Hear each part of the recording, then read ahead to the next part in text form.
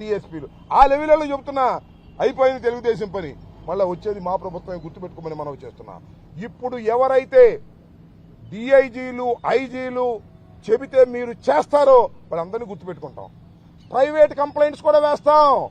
ఈ కేసులు రుజువు కాకపోతే, కేసు పెట్టారు కదా పోసాని గారి మీద 18 కేసులు, రుజువు కాకపోతే మళ్ళా వారి మీద కూడా మేము కేసులు పెడతాం. ఎవరైతే డీఫాక్టో కంప్లైంట్ ఉంటాడో అతని మీద పెడతాం. ఎవరైతే పోలీసులు దానికి సహకరించారో వారి మీద కూడా కేసులు పెడతాం. నేను మనవి చేస్తున్నా, మా legal team is very strong. ముఖ్యంగా గుంటూరులో ఉన్న లీగల్ టీం, తాడేపల్లిలో ఉన్న లీగల్ టీం చాలా స్ట్రాంగ్ గా ఉంది. ఎవరిని ఎప్పుడు అర్ధరాత్రి వచ్చి ఎత్తుకుపోయినా తక్షణమే ఫోన్ చేయండి, ఇమీడియట్ గా లీగల్ టీం వచ్చేస్తుంది. పోలీసులు ఎంతమంది ఉన్నారో వాళ్ళకన్నా డబుల్ ఉన్నారయ్యా. మా న్యాయవాదులు గుర్తుపెట్టుకోమని మనం చేస్తున్నా. ఒక పోలీస్ స్టేషన్ ఉంటుంది ఊళ్ళో, కానీ ఆ ఊళ్ళో మా న్యాయవాదులు మాత్రం 100 మంది ఉంటారు, గుర్తుపెట్టుకోమని మనం చేస్తున్నా. కాబట్టి ఒక లీగల్ వ్యవస్థ మాకున్నది. జగన్మోహన్ రెడ్డి గారి కోసం తప్పించేటటువంటి న్యాయవాదులు ఉన్నారు. ఎక్కడ అన్యాయం జరిగినా, ఎక్కడ అక్రమం జరిగినా ఇమీడియట్ గా వచ్చేస్తాం, గుర్తుపెట్టుకోమని మనం చేస్తున్నా. ఇవాళ పోసాని కృష్ణమురళి గారిని 26వ తారీఖున అరెస్ట్ చేస్తే ఆ రోజు నుంచి ఈ రోజు వరకు మా లీగల్ టీం వెంటబడుతూ వచ్చింది. 18 కేసులు పెడితే దానిలో 6 కేసుల్లో బెయిల్ తీసుకుంది. మిగతా కేసుల్లో నోటీస్ ఇచ్చి పంపవలసిందిగా హైకోర్టు దాకా వెళ్లి చేశాం. ఎప్పుడో బెయిల్ రావాలి. నిజానికి వారం రోజుల క్రితమే రిలీజ్ అవుతాడు ఉంటే సిఐడి వాళ్ళు మళ్ళీ కేసు పెట్టారు. పక్కన ఒక కేసు పెట్టేయడం, లోపలేసేయడం.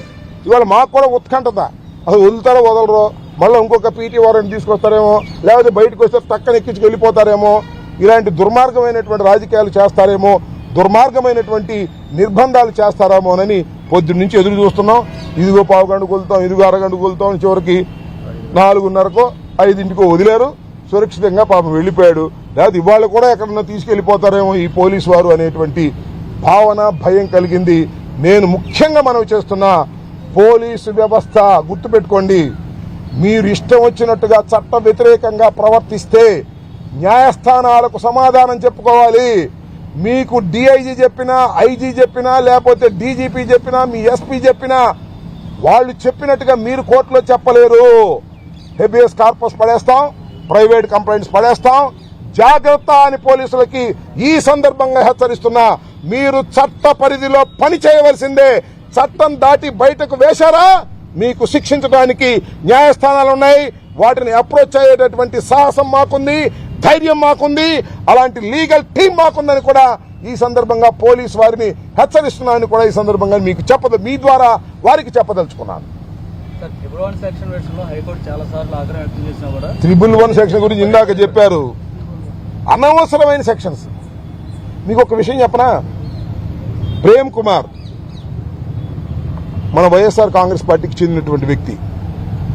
ఈ మధ్యన పీపీపీ మోడల్లో చంద్రబాబు నాయుడు గారు ప్రైవేట్ రోడ్లకు కూడా కాంట్రాక్టులకు ఇచ్చేసి టోల్ గేట్ వసూలు చేయాలని ఒక పాలసీని తీసుకొచ్చారు.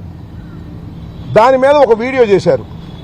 ఏమని దాని ఉద్దేశం, మామూలు రోడ్డుల్లో కూడా టోల్ కట్టాల్సిందే. ఇదివరకు ఏం కట్టేవాళ్ళం, టోల్ మనం ఆ మంగళగిరి దగ్గర కట్టేవాళ్ళం. అట్ట కాదు, ఇవాళ సత్తినపల్లి వెళ్ళినా కూడా టోల్ కట్టాలి.